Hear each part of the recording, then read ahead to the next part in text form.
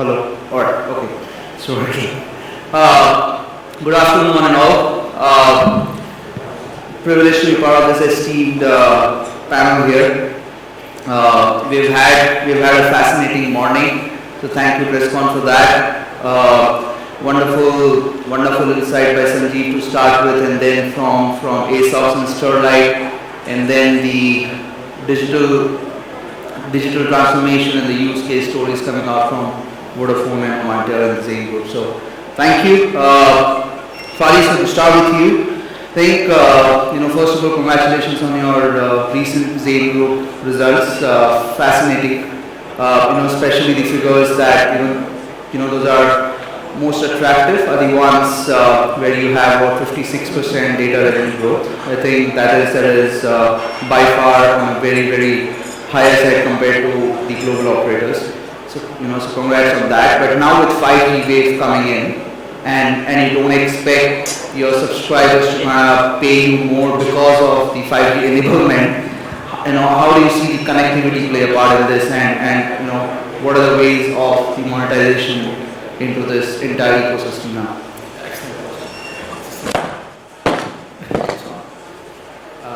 So yes, we've both, it's a yes and a no. We've had a phenomenal last 12 months in terms of data growth. Right, Zain, Saudi Arabia led the curve with 56%. Different regions, Zain Kuwait is doing quite well. Omantel in Oman is also doing well. When we look at the different opcos and how their data growth is happening. But the flip side of that is no.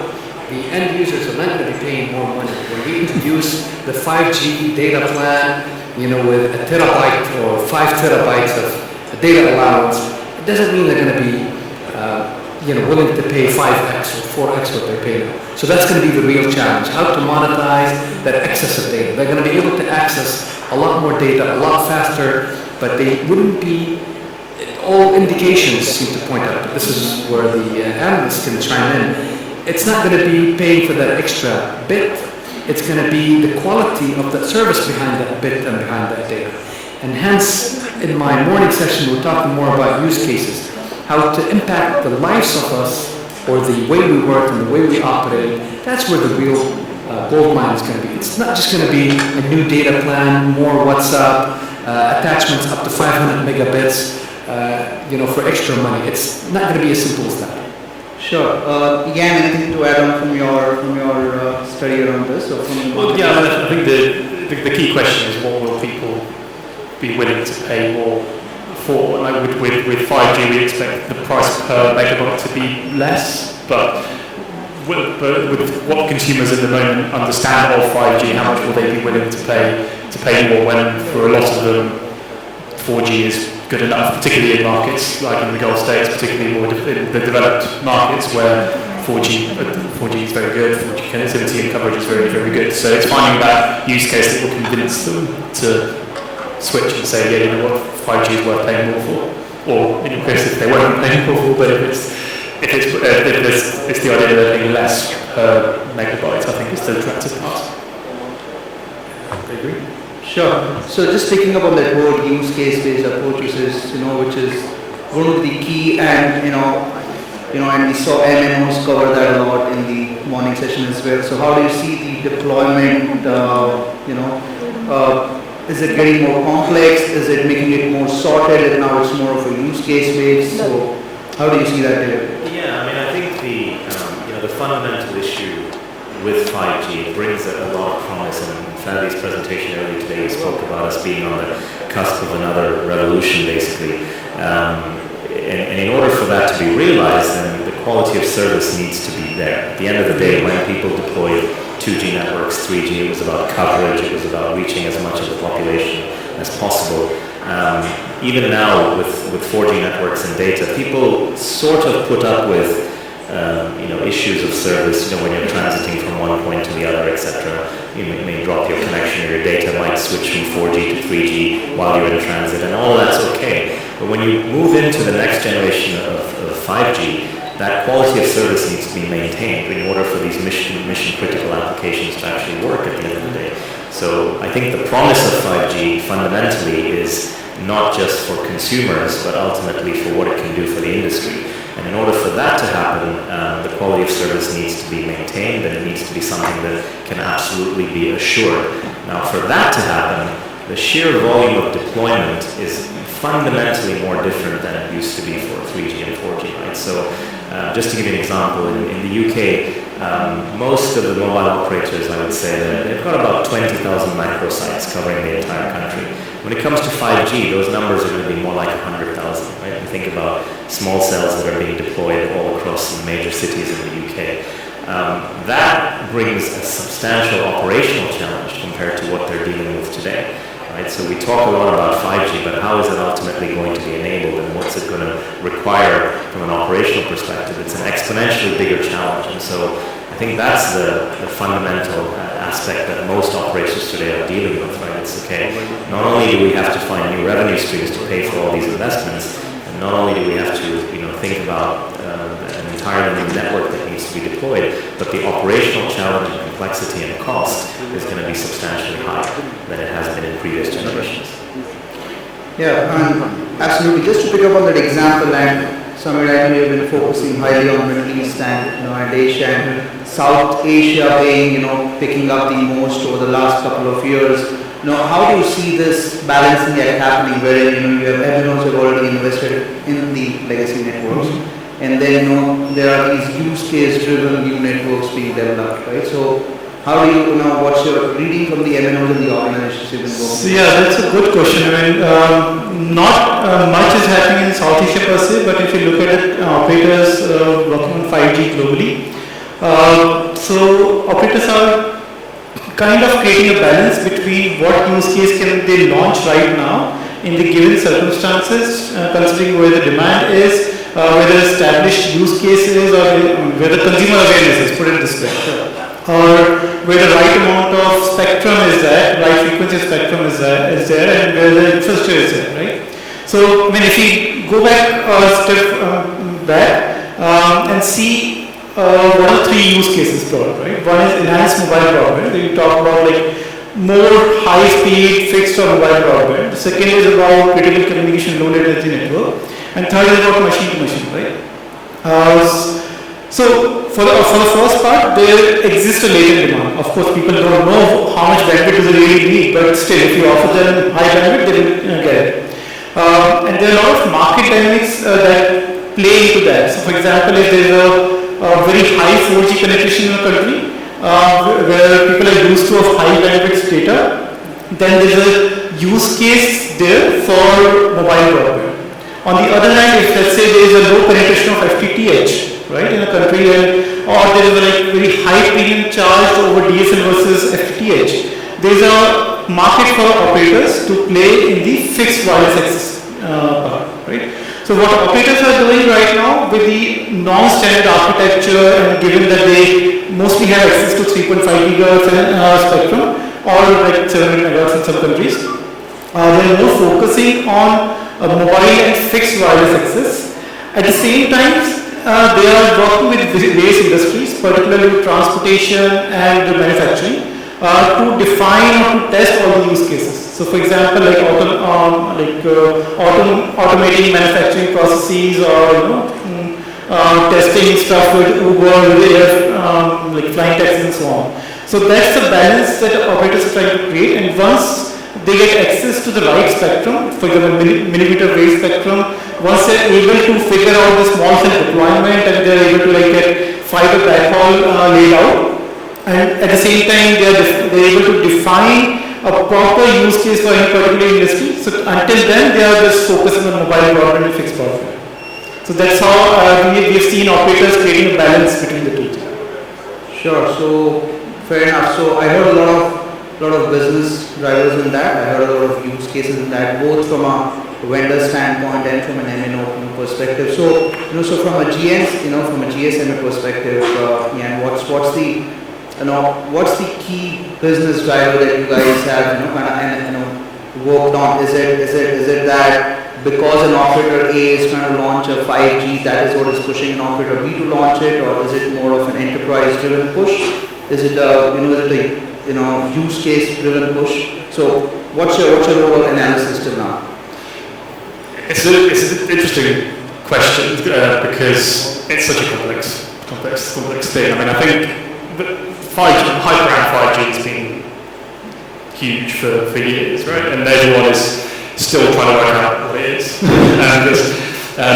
And with all operators, every operator is trying to be the first at something, whether it's the first in the world to launch, the first in the region, the first in the country, the first to launch this particular use case, the first to launch this particular frequency band, whatever.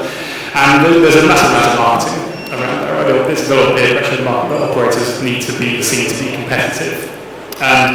So I think from that point of view, because the use cases are still being fleshed out, I think it's more around that than it is a consumer push as to what they need 5G for. Because a lot of consumers don't know what they even will need 5G for. They think, okay, it's faster speeds, great, but what else can it bring them? And that's still being worked out. So the operators are competing against each other and obviously want to remain competitive, but they also need to be ready in the future once the use cases are worked out, once people know what they want 5G for. That's not when operators go, okay, the demand's there now, I'm going to launch, because the pilot point is too late. So the operators need to be ready, which is why there is this competitive competition to push their networks out sooner than the demand might well be there. Sure. So, Fadi, just from an MNO perspective, is it? I mean, how do you look at it? Is it more industrial, vertical driven? Is it a use case based spending, or is it eventually that Omantel or the Zain group needs to do a 5G by a particular timeline? How do you see it overall? Where do I get the difficult questions? I think it's a question for all. It's something that I tried to touch on earlier in my talk. Anyone that can stand here in front of an audience and tell them we know exactly how we're going to monetize 5G, it's probably out of their league. So it has to be a combination of the two, of the three. There is a consumer element yet to be found. How will we monetize that data in the hands of consumers and subscribers? But the rest is a combination of use cases and industries verticals. I talked a little bit about the ports. Airports have a similar use case. Aviation in general has a similar use case. It's a combination of use cases and verticals. But the good news is with the innate capabilities of 5G, the disaggregation of technology, that intersects with software-defined networking and NFV, all these fuzzy terms. When you decouple software and hardware away from the RAN, away from the tower, away from the server, away from the software, it gives you an unprecedented degree of flexibility to put together a stack of technologies to serve these use cases. So if it turns out logistics and ports are not the killer use case, it's something else, it shouldn't be the end of the world. You should be able to rejig that investment and move it elsewhere. That gives us hope when we talk about ROIs improving 5G. Just to add on the monetization thing, so that's a very valid question for MNOs, how to monetize this 5G. And we have seen operators launching commercial plans with, let's say, starting from 0% premium over 4G to 70-80% premium over 4G. And in some cases there are operators, right? So, of course, they are trying to create value. So, for example, wherever operators are charging this premium, the subsequent technology is basically, let's say, in 4G there is no speed commitment, and in 5G they are committing like 1 Gbps or 2 Gbps. So they're trying to give the value and charge extra, but nothing is proven yet, because we don't know how much people will value from 100 Mbps to 1 Gbps and how much they will be willing to pay extra. So that's a very big question that still exists. Over the course of the next 2 to 3 years, I think it'll become a lot more evident. Exactly. Where will the payments be? Exactly. I don't know, Fadi, if you agree, but at least the operators that we speak to, very few of them really believe that the end consumer can be expected to shoulder an additional burden, let's say, than what they're paying today. So if if a typical consumer pays, 100 riyals per month as their monthly plan, they're hardly likely to go to 200 just because suddenly 5G has launched. So it's more likely that additional revenue streams must come from industrial applications, right? I fully agree. Our research has shown that despite the ARPU, so we operate in a number of countries today, places like Qatar, where the ARPU, the average revenue per user, tends to be on the higher scale compared with places like Oman, for example. But despite that variation in ARPUs, there's going to be a resistance to just charging extra for that. So you have to resort to other services, value add and OTTs. On top of that, channel now, so you can monetize 5G. It's not just going to be as simple as a new data plan, unlimited data. I'm sure we'll see a plethora of unlimited data plans hit the market. I think Kuwait is already experimenting with a few, but in the next few years we'll know who's right and who's wrong. Yeah, so ARPU, just reflecting on that word, ARPU is so key, considering that normally the comparison between the operators or the MNOs happen also based on the ARPU which they've had in 3G days and 4G days, but they really don't know what and at what level would that be the ARPU consistent for the 5G, right? Are you mapping it against the subscriber growth? Are you mapping it against the capex and the opex that you save by making your networks more programmable, as we heard in the morning? So I think just to have Samir and David back on this. So how do you work with the organizations, Samir, just from a network deployment standpoint, right? How do you try and convince them on the new roads of monetization, looking at a 5G network, and then just to add on to it, David, as to what changes other than the denser deployments and the denser complexity of the network? Yeah. So of course, there are a lot of changes that need to happen, not just on the small cell, but then all these things about NFV, SDN, moving to cloud and all those things. So when we have been discussing a lot of these topics with different operators across the world, and as it is a standard norm, so some of the operators want to be leader and want to be innovative. They are happy to take this up and make that investment right away.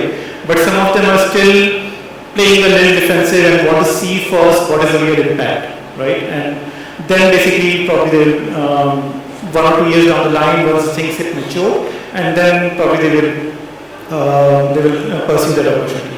So it's basically based on operators between the ones who want to be like first in the world, first in the region, versus someone who is playing like really consciously and trying to first, focusing on monetization basically. So that's the legacy versus the disruptive game. Yeah. David? Yeah, and I think just sort of adding on to that, right? So to everyone's point here, there is a little bit of a cat and mouse game between how quickly do you ramp up your deployments versus when the revenue stream is going to start coming in. And you can't have deployment lag the revenue streams. You're going to have to build a little bit, prove out some business models, prove out some business cases, and then ramp again. So clearly if you talk to operators around the world, they have plans over the next 5 years to a decade to invest very heavily in all of these technologies. So from our perspective, yes, denser networks are there. Now that doesn't mean they're going to be ubiquitous across the entire country or region. They're primarily going to be in the urban areas, right? And the networks are going to become hybrids, right? You're going to have the 5G networks meshed in with 4G networks, fixed network wireless, fixed network with fixed wireless access meshed in with fiber networks. Operators have to find the best and most effective way of delivering bandwidth to customers for a particular application. But I suspect that more and more over the next decade or so, the applications that Fadi touched upon, whether it's ports, whether it's self-driving vehicles, what have you, are going to ultimately drive where the operators' investments are going in the future. I think we have to consider the fact as well, right? Until now, when we moved from 2G to 3G to 4G, there was not massive change in the network architecture per se, right? So all these things about single RAN, BTSs, etc., like multi-mode antennas, so those came in, but those were not a big change, if you want to call it this way. But here, first you have to find out new use case. Earlier it was just a smartphone, right? You know your consumer, you just have to deliver it. Here it is building for the existing customers. You have to build a new infrastructure and as well as find a new use case, and that will obviously take time, right? Sure. So that's a journey, that's an evolution. So from a GSMA standpoint, you guys do a lot of research with a lot of operators. So how is this 5G ecosystem, coming up, and how is the evolution, as somebody said, from from a 2G to a 3G to potentially 4.5G and then to a 5G. So how is that shaping up? So at the moment, I think we have 43 live operators for live 5G networks around the world. We're expecting by the end of 2020 to have 50%. The operators accounting for 50% of global connections will have launched 5G services, if that makes sense. And then by 2025, we think that 5G will account for 18% of global total mobile connections. Now, obviously, certain markets will be higher than that, certain will be lower. So US and Northeast Asia, we expect around 50% to run on 5G networks. GCC markets around 20%, Europe around 30%. So there's a massive range in between all that.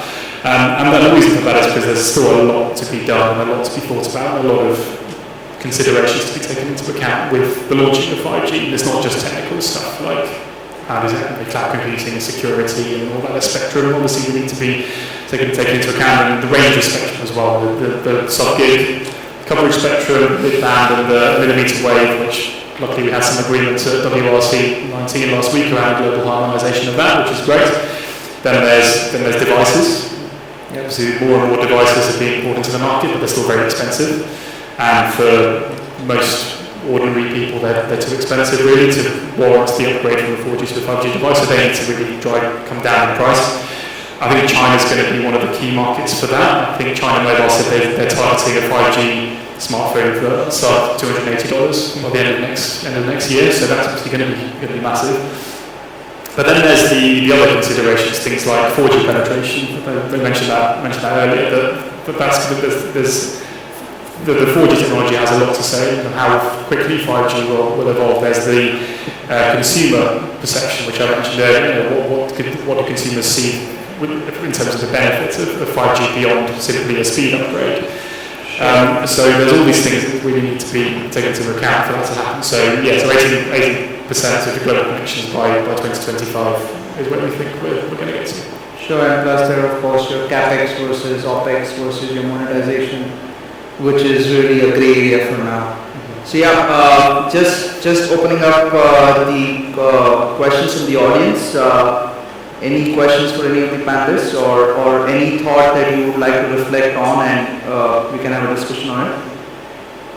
Sure. Can we have a mic, please?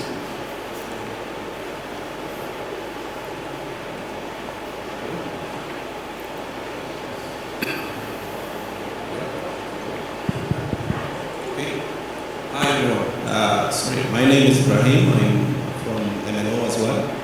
So I would like just to ask everyone here about the use. If we talk about the challenge mainly for the cost of deployment of 5G, waiting for all use cases behind to be able to monetize it. What's the thinking about, for example, sharing between MNOs now to make it happen with less cost, waiting for the ecosystem evolution and to make monetization later on. So this is my question. Network sharing with 5G. Sure. So if I understood correctly, is it on profit sharing when you kind of deploy these services for an operator, or did I misinterpret that? I think it's infrastructure sharing. Network infrastructure sharing. Sorry. So Fadi, your view, and then we go on to the others. Again, a complex question, your way. Yeah.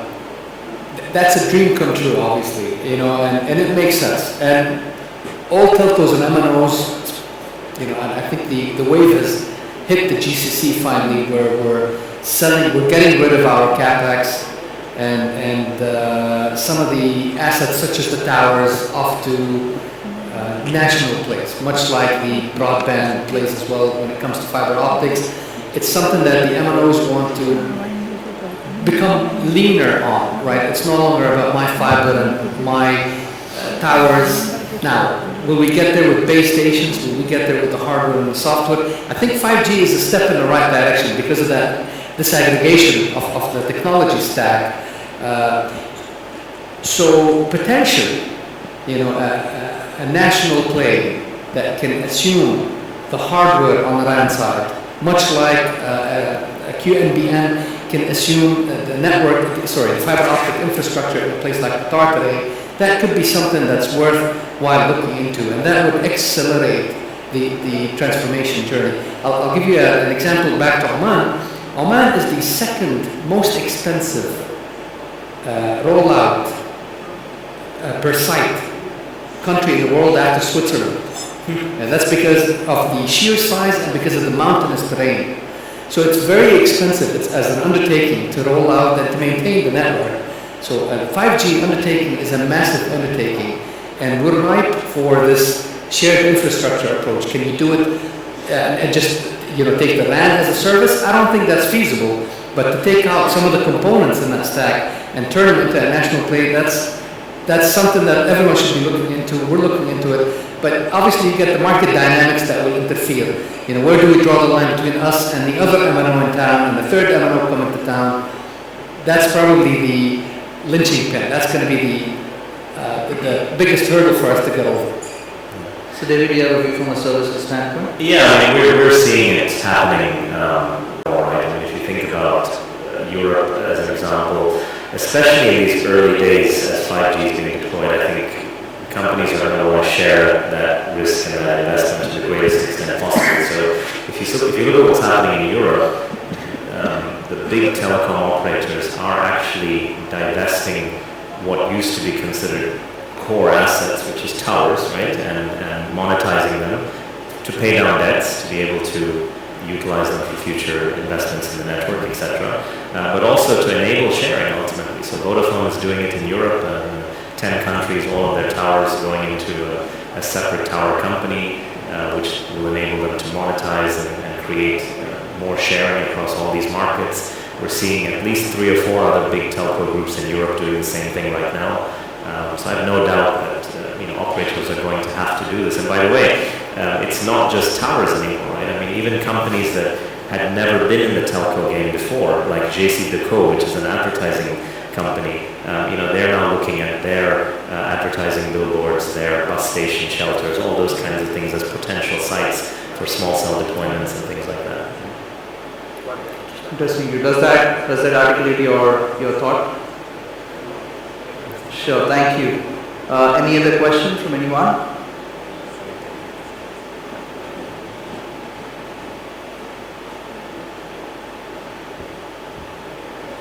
No new thought around 5G left in the room. Oh yeah, one more. Yeah.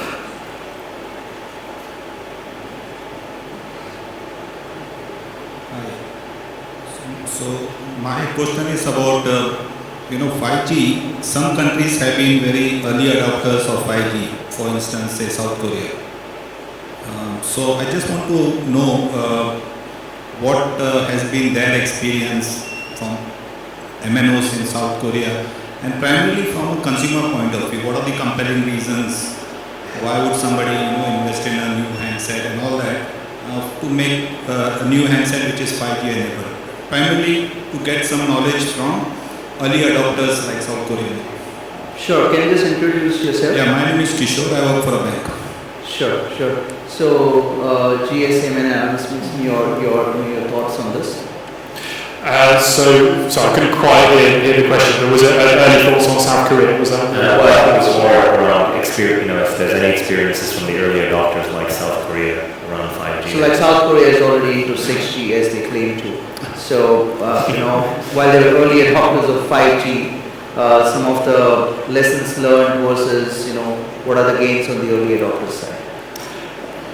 I think in terms of lessons learned, I think they're still learning them. So I don't think there are any particular lessons to be learned yet, because we're still not even a year in.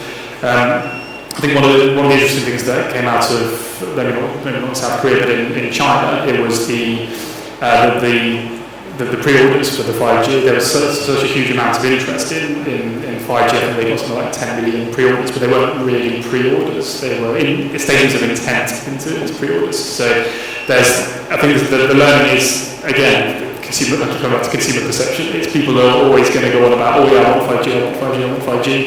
I'll happily pay more for it, but when it actually comes to it and actually signing on the dotted line will happen, and as we've seen in China, hasn't quite happened as quickly as they initially thought it would be. South Korea, it was slightly different because they signed up millions of people very, very, very, very quickly. But I think the learning is don't necessarily expect everyone to jump at 5G. I think is the answer there. Yeah, I mean, I think I heard someone say in an event recently that the killer application for 5G at the moment, even in South Korea where they have something like 2 million people on 5G networks, is actually the speed test on your phone. Oh my gosh, look how fast my phone is. Right? That's really the application that everyone's using at the moment. But I mean, these things will come fast, in my opinion. I've been in the telco business for a long time, as I'm sure many of you in the room have. We always overestimate what this technology can do in the short term, next 1 or 2 years, and we severely underestimate what it will bring to us over the next 5 to 10 years. It's always been the case in this industry. Sure, somebody to add? Yeah, absolutely. It's very, at the initial stage, everyone expects to give some better results in the initial term, but in the long term, because we can't even imagine what technology can do, right? We are in the era of like 500 MBs or 1 GB of data used per month. Now we are in the era of like 15, 20 GBs per month. Nobody would have thought like that would happen on a mobile device. So, yeah, and with 5G, it's been launched in most of the markets very recently. So yes, early adopters are taking up this whenever they are buying new phones or like tech geeks who are trying new technologies. But yeah, it's still like few quarters away where we can get some lessons out of it and say, okay, these things would work or these things didn't work at all. Sure, so just want to add my view on it. Eventually it boils down to the legacy versus your disruptors, right? Disruptors will mean that either they have a lot of capex to spend just to ensure, and one of the questions earlier I asked to Fadi was the same, that is it an operator versus an operator game, right? So that's the disruptor side of it. The legacy is more to calculate the capex versus opex and how much monetization am I going to get. See, the thing is, even the early adopters, you see, none of them are currently on the monetization path. Neither there have been a positive impact of either an EBITDA out of a network or even on the cash flow side, right? So I think it's purely an operator's choice on how and when they want to spend the capex and the opex. And of course, as I said, the best app currently uses a speed test. That's the best one. Yeah. So we have time for one more question. Is there any, the gentleman back there.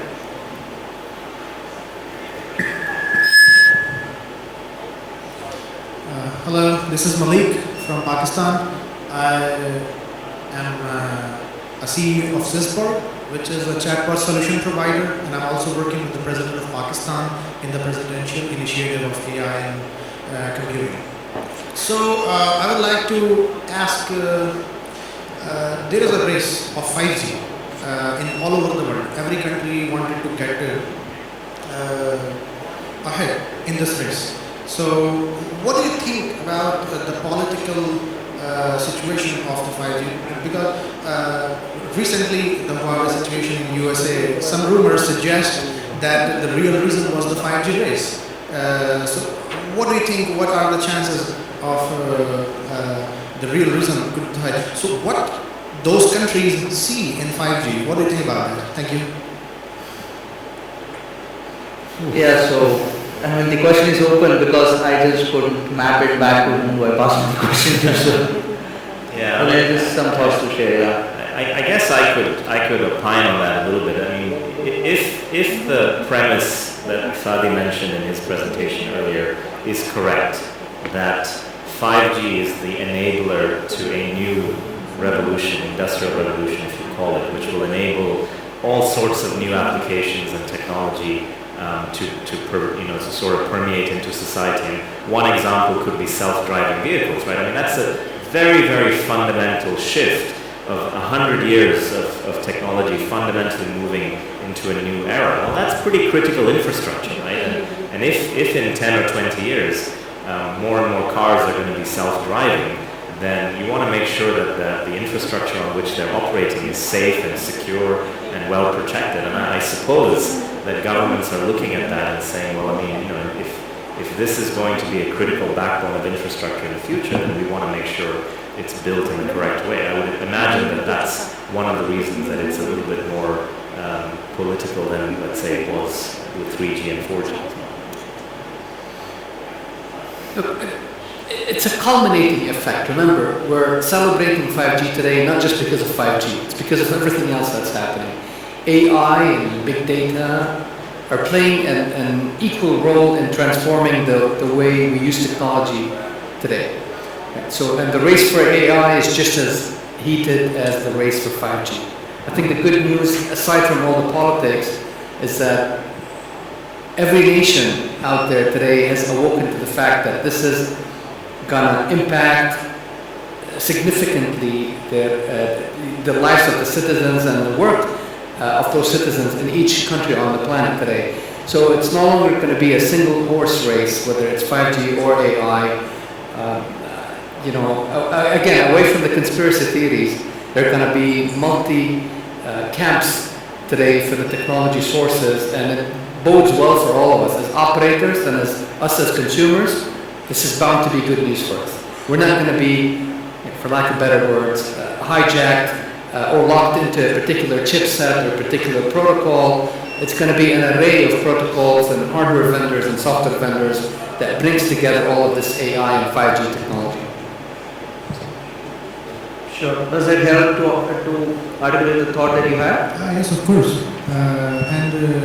I think you're correct. Those countries see something else in the 5G, something very powerful in 5G. So that's why they are banning each other to get ahead in 5G race. So yeah, thank you very much for your thoughts. Yeah. So I think eventually it just boils down to how fast and how soon can you identify the problem and solve the right problem for the citizen. For the citizen network. So yeah, thank you folks. I think that was the panel discussion from our side. Thank you for your valuable thoughts. Thank you audience for making it interactive. Thank you.